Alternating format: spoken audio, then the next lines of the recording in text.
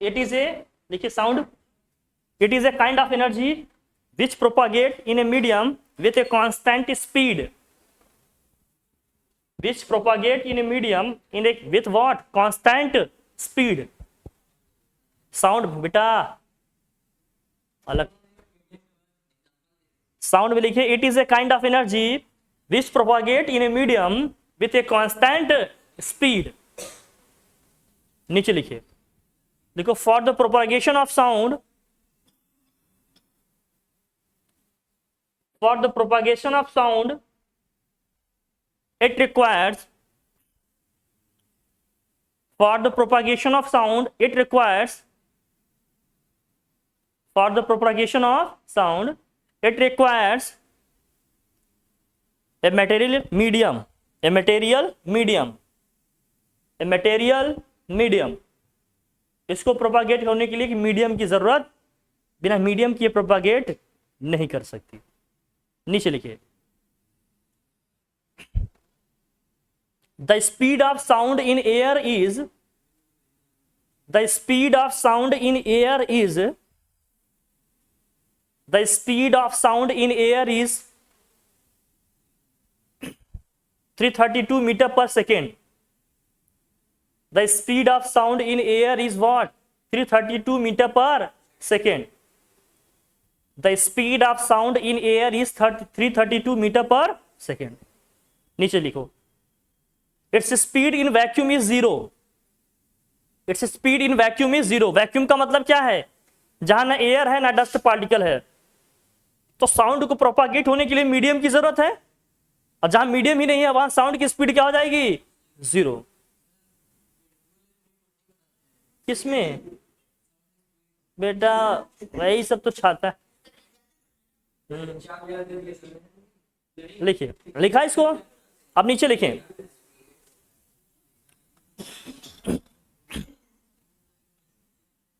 कलाकार ही हैं सब बेटा। लिखिए, हाँ हाँ तो फंसना तो था ही। नीचे लिखो, विनोद लिखो, हेडिंग करिए वेव। फर्स्ट हेडिंग करें आप वेव। वेव क्या होता है पहले लिखें, वेव क्या होता है लिखिए, बात नहीं है, सीधे बैठो, पहले सीधा बैठ, तुम भी सीधे बैठो।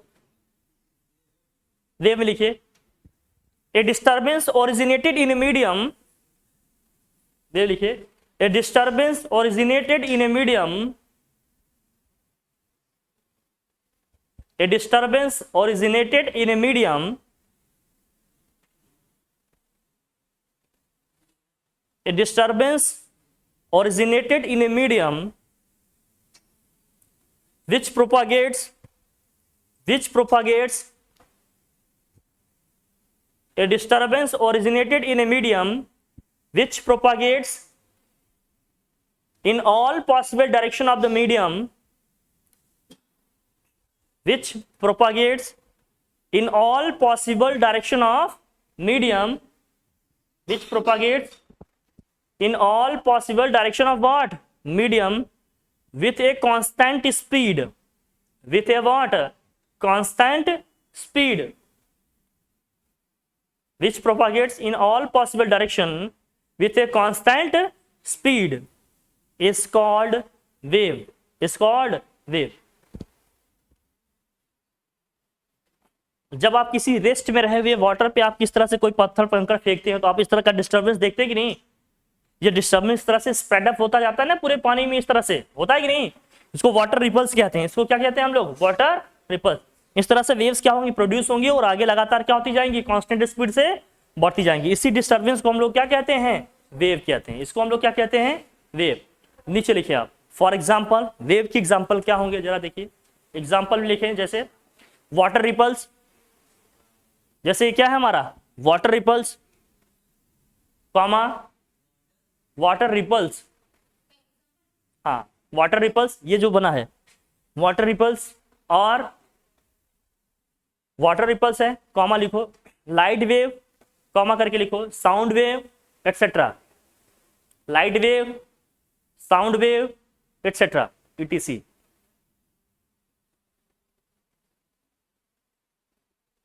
अब नेक्स्ट हेडिंग करें आप, types of waves. Next heading करिए what, types of waves. Types of waves, types of wave. Wave कितने टाइप के होते हैं हम इनकी बात करते हैं। हेडिंग करिए types of waves. Types of waves, Vinod लिख लो।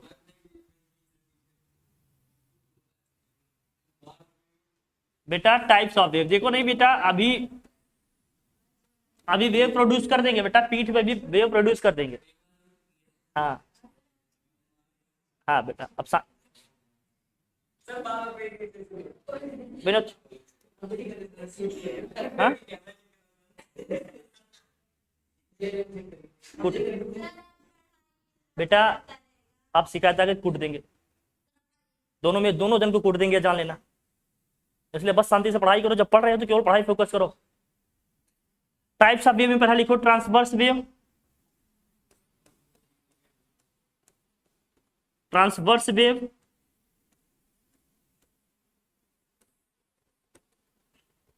दूसरा लिखिए लॉन्गिट्यूडिनल वेव।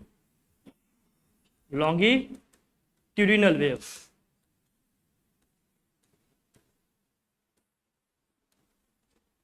ट्रांसवर्स वेव, दूसरा लिखिए लॉन्गिट्यूडिनल वेव।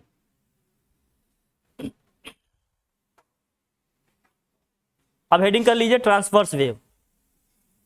हेडिंग करिए ट्रांसवर्स वेव, यही वेव हेडिंग कर लो, ट्रांसवर्स वेव।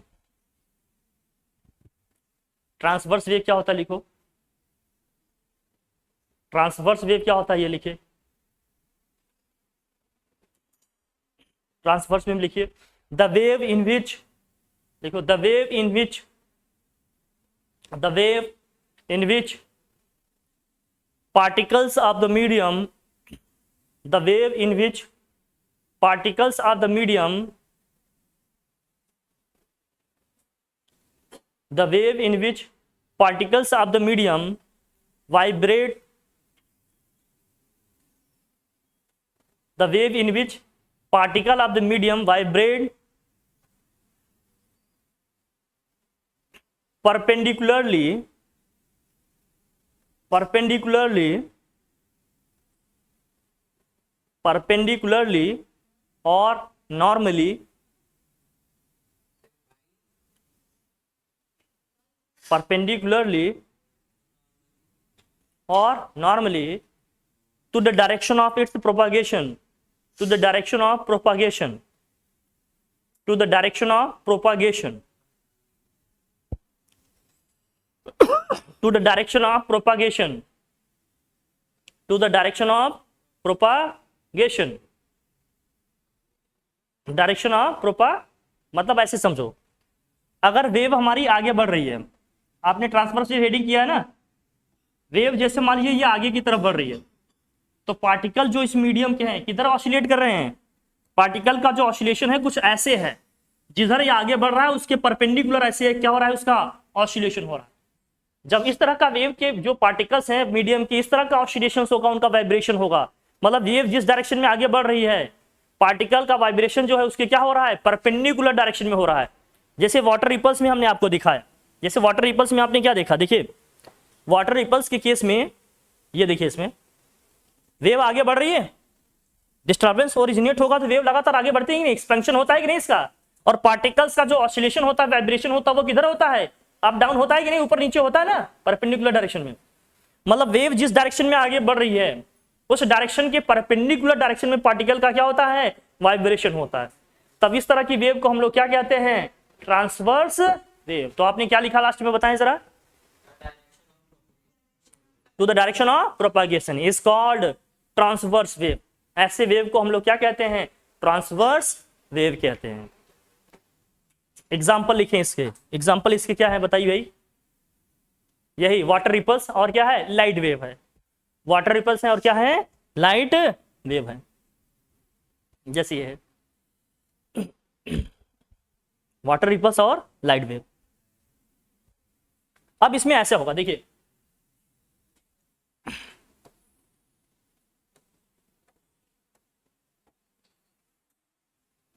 अगर वेव को हमें शो करना होगा तो इस तरह से दिखाएंगे इसको ऐसे।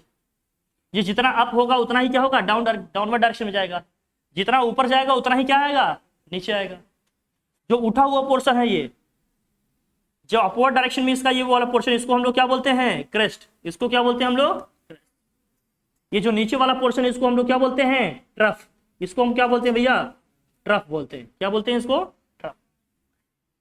जिस डायरेक्शन में ये वेव आगे बढ़ रही है इसको बोलते हैं डायरेक्शन ऑफ प्रोपागेशन। इसको क्या बोला जाता है, direction of propagation, direction of propagation, इसको बोलते हैं डायरेक्शन ऑफ प्रोपागेशन। इसको क्रेस्ट बोलते हैं, इसको क्या बोलते हैं, ट्रफ। ये हमारा ओरिजिन है, यहां से वेव क्या हो रहा है, ओरिजिनेट हो रहा है। बहुत ध्यान समझना इसको, इसको बोलते हैं ओरिजिन। क्लियर है।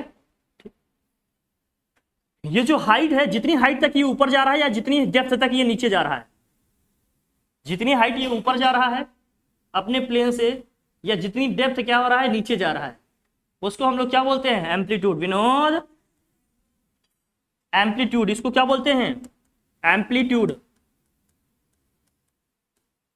जो लोग हंसने वाले बच्चे हैं, बहुत हंसने में मजा आता है, वो पीछे बैठा करें ताकि जो पढ़ने वाले बच्चे हैं वो डिस्टर्ब ना हो। बाकी आप हंसो, दांत दिखाने का ही दिखा लो। हाँ बेटा यही बताएंगे। हाँ, एम्पलीट्यूड हमने कहा जितनी मैक्सिमम, जैसे मान लो वाटर का, पहले जब डिस्टर्बेंस क्रिएट नहीं है तो वाटर का क्या है, लेवल एकदम इक्वल रहेगा। लेकिन जब डिस्टर्बेंस प्रोड्यूस हुआ तो क्या हुआ, पार्टिकल्स ऊपर नीचे अप डाउन करने लगे कि नहीं। तो अपने प्लेन से पार्टिकल जितना हाइट ऊपर उठा और जितनी हाइट क्या हुआ, नीचे गया, उसी हाइट को हम लोग क्या बोलते हैं, एम्पलीट्यूड। मेरी बात समझ आई। जितनी हाइट पार्टिकल ऊपर उठे या जितनी हाइट कहाँ गए, ऊपर नीचे होगा ना, ऐसे ऐसे। तो जितनी हाइट ऊपर जाता है, हाँ, उसी मैक्सिमम डिस्प्लेसमेंट को हम लोग क्या कहते हैं, एक साइड के मैक्सिमम डिस्प्लेसमेंट को या हाइट को हम लोग क्या कहते हैं, एम्पलीट्यूड कहते हैं। Is that clear. अब ये सारे टर्म्स लिखवा देंगे, उसको हम लोग क्या बोलते हैं, एम्पलीट्यूड। ये ट्रेस्ट बोलते हैं, इसको बोलते हैं ट्रफ। Is that clear. यहां तक क्लियर हुआ बात की, एक एक करके लिखा जाए। ठीक है, एम्पलीट्यूड क्या है, ये सारे टर्मिनोलॉजी अभी लिखवाएंगे या मैं लिखवा देता हूं आपको। चलो लिख लिया इसको, ये बना लिया आपने। एग्जाम्पल में लिख लिया ना, ट्रांसवर्स वेव की एग्जाम्पल में क्या क्या लिखा आपने, वाटर रिपल्स है हमारे, और क्या है, लाइट वेव। ये सब किसके एग्जाम्पल हैं, ट्रांसवर्स वेव। अब लिखो, हर चीज बताते हैं आपको। लिखो एम्पलीट्यूड क्या है, लिखिए एम्पलीट्यूड क्या है, प्रॉपर्टीज ऑफ साउंड वेव में इसमें लिखो एम्पलीट्यूड क्या है, बता देते हैं। लिखिए एम्पलीट्यूड, एम्पलीट्यूड लिखिए, हेडिंग कर लिए एम्पलीट्यूड। ये टर्म्स जो है हमें पता होने चाहिए कि टेम, जितनी हाइट ये ऊपर जाएगा उतनी हाइट नीचे। एम्पलीट्यूड हम किसे बोल रहे हैं भैया, ये वाली जो हाइट है इसको हम लोग क्या बोल रहे हैं, जितना ये ऊपर जाएगा उतनी हाइट ये नीचे आएगी। अगर ये ए है तो ये क्या होगा, माइनस ए, जितना ऊपर जाएगा उतना ही नीचे आएगा, मतलब ये हाइट ए है तो ये है। अब लिखो एम्पलीट्यूड का मतलब क्या है, एम्पलीट्यूड में लिखो, लिखो द मैक्स, लिखो in a wave, in a wave, amplitude में लिखो in a wave, in a wave, in a wave, the maximum displacement of the particles of the medium in a wave, the maximum displacement, the maximum displacement of the particles of the medium, the maximum displacement of the particles of the medium, the maximum displacement of the particles of the medium in either side of its mean position, in either side of what, its mean position, या from its mean position ऐसे लिख सकते हो। in either side of its what, mean, either side का मतलब दोनों में से किसी एक साइड की बात कर रहे हैं, या तो either side of its mean position, either sides of its what, mean position। देखो ये इसकी mean position है, ये जो स्ट्रेट वाली लाइन है ये क्या है हमारी, इसकी ये वाली जो लाइन है इसी को हम लोग क्या कह रहे हैं, इसकी मीन पोजीशन कह रहे हैं। क्या कह रहे हैं भैया, इसकी हम मीन पोजीशन। इस मीन पोजीशन की जितनी हाइट ये ऊपर जा रहा है या जितनी हाइट कहां जा रहा है, नीचे, उसी मैक्सिमम डिस्प्लेसमेंट को ही हम लोग क्या कह रहे हैं, एम्पलीट्यूड कह रहे हैं। क्या कह रहे हैं, एम्पलीट्यूड। कि अपनी मीन पोजीशन से जितना ऊपर नीचे जा रहा, मतलब वाटर का जो लेवल था, जो सरफेस लेवल था, उस सरफेस लेवल से पार्टिकल कितना ऊपर उठ रहे हैं या कितने नीचे जा रहा है। बेटा इंसान है, ज्यादा देखने की जरूरत नहीं, इधर ही देख ले, ये तो काम का है। वाटर लेवल से जितना ऊपर पार्टिकल्स उठ रहा है हाइट में, वही हमारा एम्पलीट्यूड है, या जितनी डेप्थ में जा रहा है, जितनी गहराई में, वही उसका क्या होगा, एम्पलीट्यूड होगा। बात क्लियर हुई? इसकी यूनिट क्या होगी, इसको स्मॉल ए से डिनोट करते हैं, इसकी यूनिट मीटर होगी एमकेएस सिस्टम में। लिखो, it is denoted by small a and its unit is metre in MKS system. It is denoted by small a and its unit is metre in MKS system. It is denoted by small a, it is denoted by small a and its unit is what? It is denoted by small a and its unit is meter in MKS system. MKS, capital M, capital K, capital S, metre kilogram second होता है MKS system. Is that clear? पहली चीज हो गई। दूसरा term लिखिए, क्या होता है, टाइम पीरियड। देखो, वन ऑसिलेशन का मतलब समझना पहले। देखो, यहां से यहां तक की जो इसकी डिस्टेंस है उसको हम लोग क्या कहते हैं, वन ऑसिलेशन। यहां से यहां तक जो डिस्टेंस हुई इसकी, यहां से यहां तक जब आया तो इसका कितना ऑसिलेशन कंप्लीट हो गया, वन ऑसिलेशन। यहां से यहां तक में कितना हो गया इसका, वन ऑसिलेशन, या इसी को कहते हैं वन वाइब्रेशन। बेसिकली यहां बोलेंगे इसको ऑसिलेशन। क्या बोलेंगे इसको, जो यहां से यहां तक में ये आया, ऊपर गया फिर नीचे आया, इसको हम क्या बोलते हैं, वन ऑसिलेशन। तो एक ऑसिलेशन कंप्लीट करने में इसको जितना टाइम लगेगा उसी को हम लोग क्या बोलते हैं, उसका टाइम। इसका मतलब the time taken to complete one oscillation is called time period.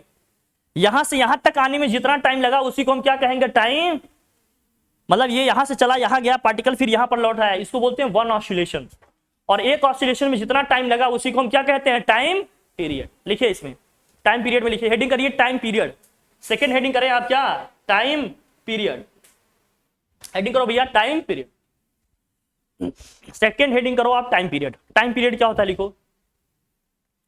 लिखो, the time taken to complete, the time taken to complete, the time taken to complete one oscillation, the time taken to complete one oscillation, the time taken to complete one oscillation, the time taken to complete one oscillation is called, the time taken to complete one oscillation is called time period. The time taken to complete one oscillation is called what, oscillation, oh sorry, time period। इसको हम लोग क्या बोलेंगे, time period बोलेंगे। इसको capital T से denote करेंगे। किससे डिनोट करेंगे भैया, देखो, it is denoted by capital T. It is denoted by what, capital T. It is denoted by capital T.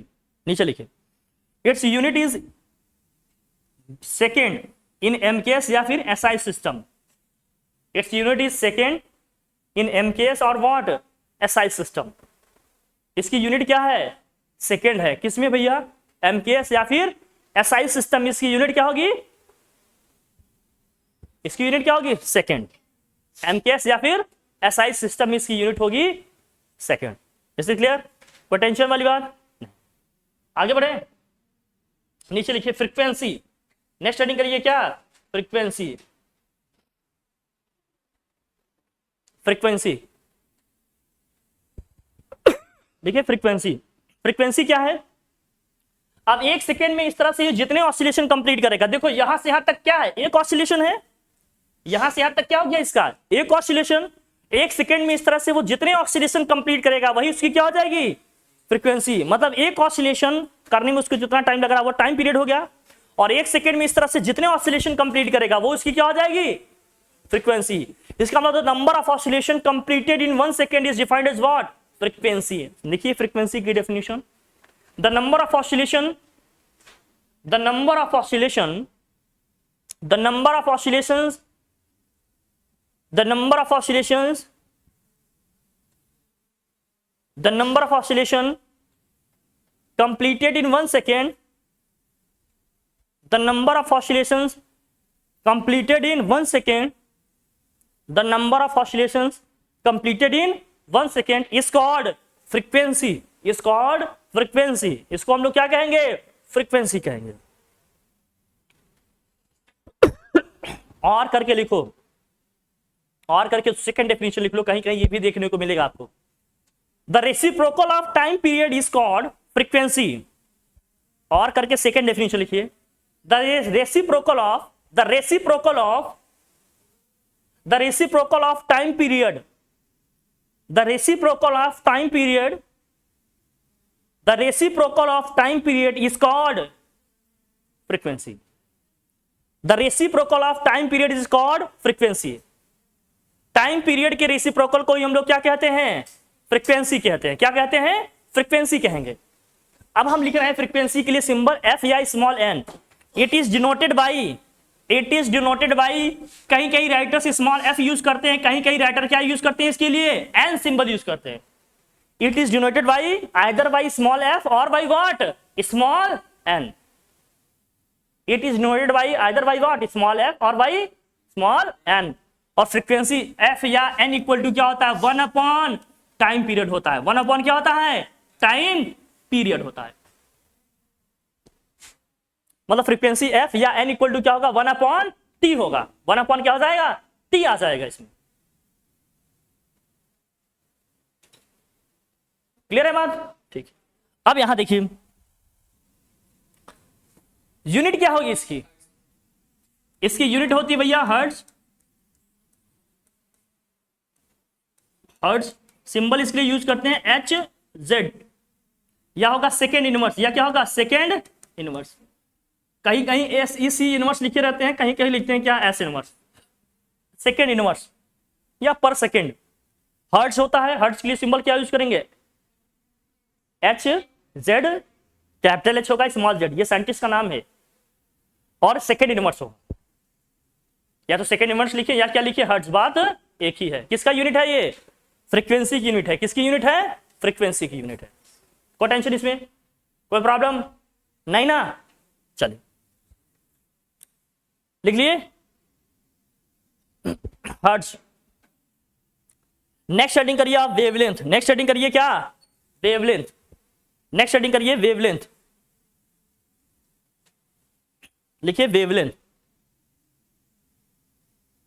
Next heading करिए वेवलेंथ।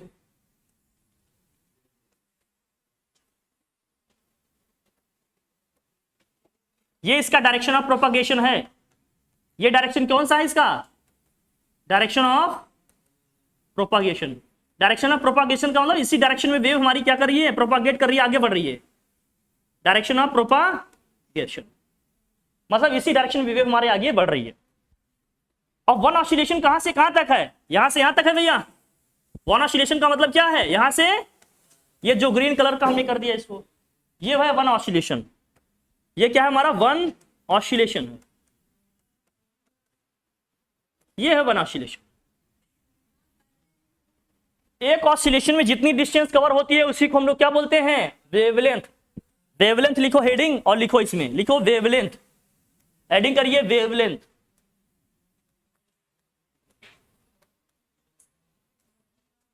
वेवलेंथ लिखिए, वेवलेंथ लिखिए, लिखिए वेवलेंथ लिखो। The distance covered by A wave, the distance covered by a wave, the distance covered by a wave, the distance covered by a wave in its one oscillation, the distance covered by a wave in its what? One oscillation, the distance covered by a wave in its one oscillation is called wavelength, is called what? Wavelength। इसको हम लोग क्या कहेंगे? Wavelength कहेंगे। इसको और wavelength और करके लिखो। एक इसकी और डेफिनेशन बनती है, लिख लो दूसरा और लिखो। देखो ऊटे, ये जो हमारा पोर्शन था ऊपर वाला, इसको हम लोग क्या कहते? ये जो पोर्शन था इसको क्या बोल रहे थे हम लोग? क्रेस्ट। ये क्रेस्ट बोल रहे थे ना।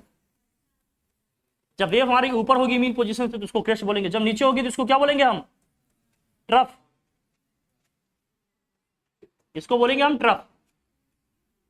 बहुत ध्यान से देखना, टू कॉन्सिक्यूटिव ट्रफ या to consecutive what? Crest. To consecutive trough या टू कॉन्सिक्यूटिव क्रेस्ट के बीच की जो डिस्टेंस होगी उसको भी हम क्या कहते हैं? वेवलेंथ। इसकी सेकंड डेफिनेशन लिखो, और द डिस्टेंस बिटवीन, और करके लिखो, the distance between two consecutive the distance between two consecutive the distance between two consecutive crest to consecutive crests or troughs, two consecutive crests or what troughs is called wavelength of the wave, is called wavelength of the wave, is called wavelength of the wave. इसको हम क्या कहेंगे? Wave की wavelength कहेंगे. is called wavelength of the wave. उसको हम wave की क्या कहेंगे? वेवलेंथ कहेंगे. अब बताओ इसको किससे डिनोट करते हैं? नीचे लिखें, it is denoted by lambda, it is denoted by lambda. इसको लैम्डा से डिनोट करेंगे. it is denoted by lambda, इसको लैम्डा से डिनोट करेंगे, लैम्डा. और इसकी यूनिट क्या है? इसकी यूनिट क्या है? मीटर है एमकेएस सिस्टम में, और सेंटीमीटर है किसमें? सीजीएस सिस्टम में. Its unit is metre in MKS system, और सेंटीमीटर होगा इन किसमें भैया? CGS system. its unit is meter in MKS system and centimeter in CGS system. और कुछ और यूनिट है उनको भी हमें ध्यान रखना चाहिए. मेजरमेंट वाले चैप्टर में आप लोगों ने पढ़ा होगा, उसमें बताए हैं हर यूनिट को, फिर भी एक बार दोबारा से बता दे रहे हैं, ध्यान में समझो.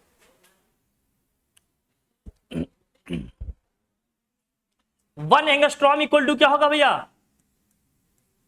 1 एंगस्ट्रॉम इक्वल टू कितना डिस्टेंस था हमारा? 10⁻⁻10 मीटर.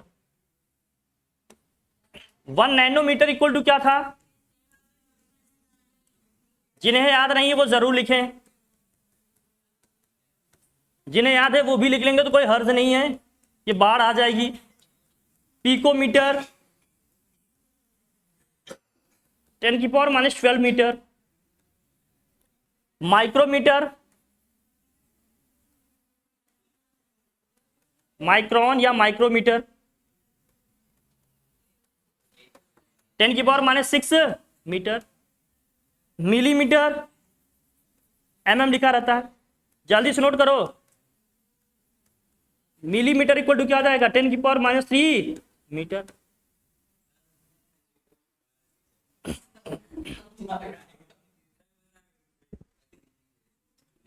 लिख लिए? लिखो सारे, लिख लिया इतना? इतनी सारी चीजें हम लोगों ने पढ़ लिया. तो ट्रांसवर्स वेव तो हम लोगों ने आज पढ़ लिया है. नेक्स्ट क्लास में हम लोग लॉन्गिट्यूडिनल वेव और जो भी है अदर चीजें पढ़ेंगे इसकी. ठीक है, डन.